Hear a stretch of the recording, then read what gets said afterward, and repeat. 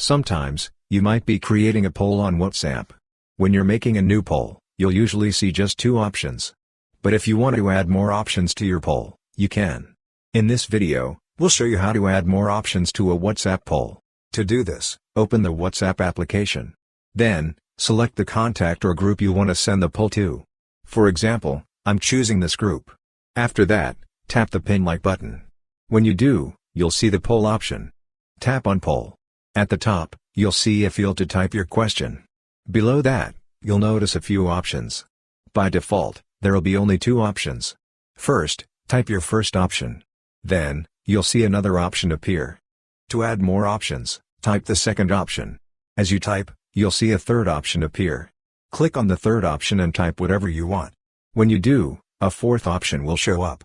You can keep adding as many options as you like. Once you're done, tap the send button to post the poll. That's it, your poll will be posted. This way, you can easily add more options to a poll on WhatsApp. Hope this video was helpful. If you found it useful, consider subscribing. See you in the next video.